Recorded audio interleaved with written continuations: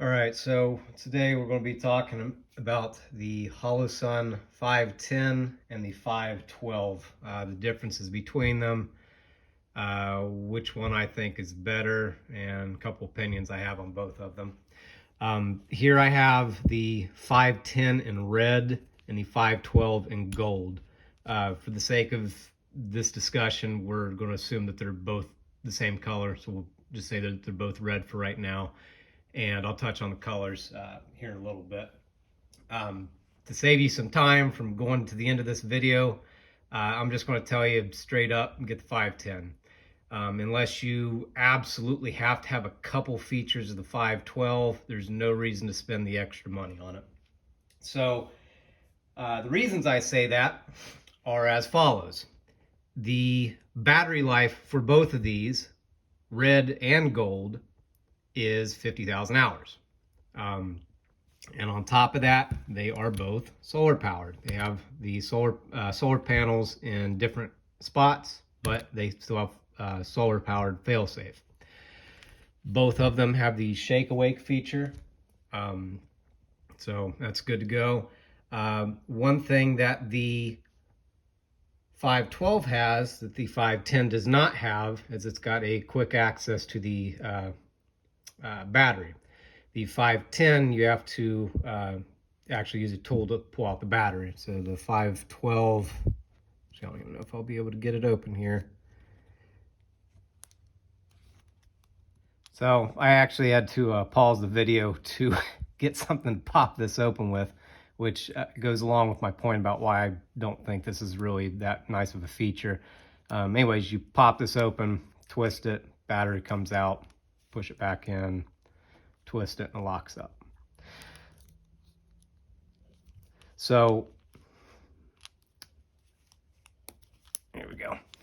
So I don't see a situation in which you're ever going to need to be doing like a quick reload on your battery to where you need to have, a quick detached battery compartment. And either I just suck at life or this thing's just kind of janky getting this open. But I really think it would probably take me less time just to use a actual designated driver, a tool on this to get this battery compartment open as opposed to this one. So we're just going to say that's obsolete. One thing that I do like about the 510 better is it has a quick detach mount built into it. I like that. That's cool. I can find a use for that. The 512 does not. It's just a standard attachment point. Another thing that I don't care so much about, for the 512 is it does not have, Holosun does not make a 1/3 co-witness riser for it. Out of the box, both of these are absolute co-witness. This one does have a riser that you can buy for a spacer from Holosun for like $20. This one does not. Some of you, that's not going to matter. I'm kind of on the fence between them depending on what my use is at the time. But a lot of people like lower 1/3, so this might be the way to go. You can, of course, can get aftermarket risers to pop this up. No big deal, whatever. Another thing that's different about these, which this is probably wouldn't really make a big difference. This is a fully enclosed unit. This is not. So the emitter is right back here on this one. It's not enclosed. This one, you don't have to worry about it. This, you can take this hood off and you can, if say that I wanted to spray paint this, apparently it does not void your warranty with Holosun. So that's kind of cool. But everybody's big complaint about that is, well, what if dust and water and whatever else, fog gets on my emitter? Look, for most people, you're not going to be in the middle of a gunfight realistically, like statistically, and that happens to you. And if it does happen to you, just wipe the damn thing off. And in most cases, you're not going to walk out into the street and just a gun battle is just going to spontaneously start, and you're not going to know that it's already raining. Like, you're going to be aware of that. So if you have flip up sights, just have them up. right? Like that's why you have backup irons. Most people, anyways. If you don't, then that might be something to consider. That's a whole different conversation. Um, this one, of course, you don't run into that problem. Uh, so your argument for like duty use, okay, maybe this one might be the way to go just based off that. But I mean, I've had no issues with this thing getting dirty. I mean, it is what it is. Your mileage may vary, of course. A couple other things to go over. Both of them, like the windows, realistically, they're the same size. I like the 510 a little bit better just because the hood's not quite as thick as the 512. I feel like my mind plays tricks on me, and I feel like the window on this is smaller. So that's a personal preference thing, I think. The website says that this is 8 ounces and some change, and this is 4 ounces and some change. That's not correct. On my scale, I mean, they feel identical in my hands. On my scale, the 512 weighs in at 8.3 ounces. The 510 weighs in at 7.6 ounces. So it's less than an ounce difference. Of course, if you add a lower 1/3 riser on this or spacer, they'll probably be about the same. The biggest thing is the price. On the website for Holosun, the 512 is $425, and the 510 is $365. Those are both for red reticles.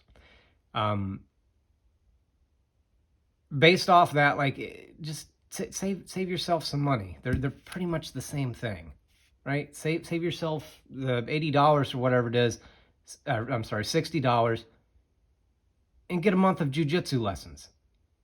That 1 month's probably going to do you more than what this little bit of metal is going to do you in the grand scheme of things. Just my opinion. As far as the red versus gold, my observations on that are as follows. The gold looks cool. I'm not going to lie. The gold looks cool.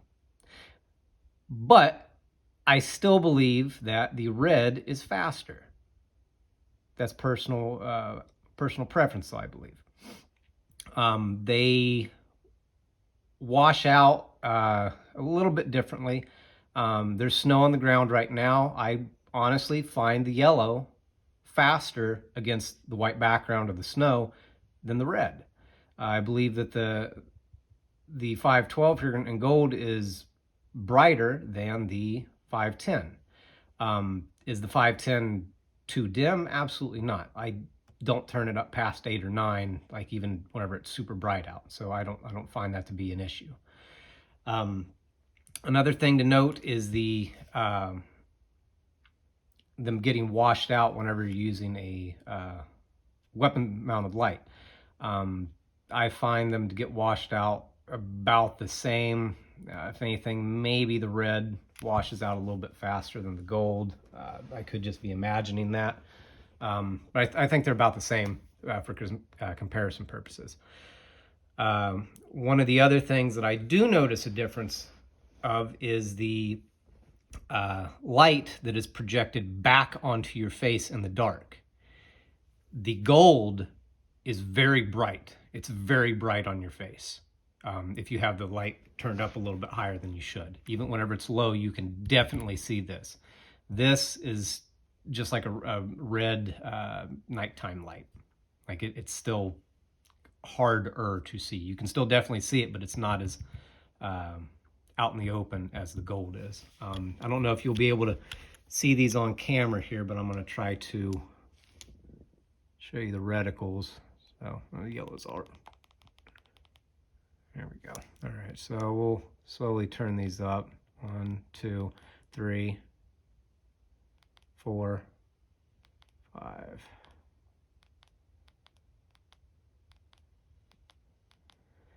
And the camera's not picking these up very well. It looks like just a blob whenever I'm looking at it through the viewfinder, but you can see how much brighter this gold is. Let me dial it back a little bit. Pull this up a little bit closer to the camera to see if you're able to see it. Probably not. And the gold.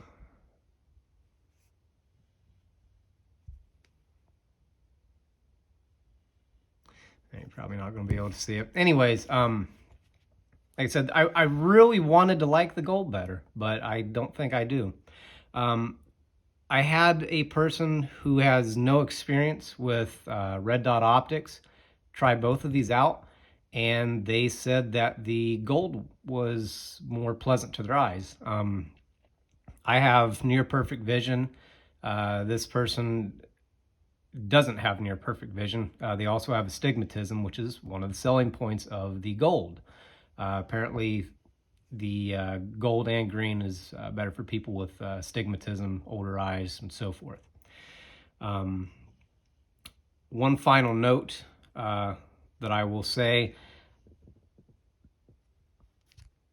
in urban environments, for my purposes, the only real big downside that I find to this, potential downside, is in urban environments where there are a lot of taillights. What color are taillights? They're red.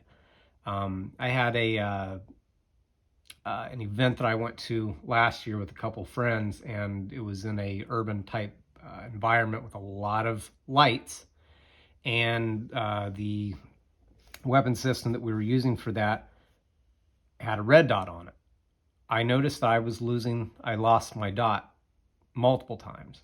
Do I think that I would have been able to keep a hold of the gold better? Maybe.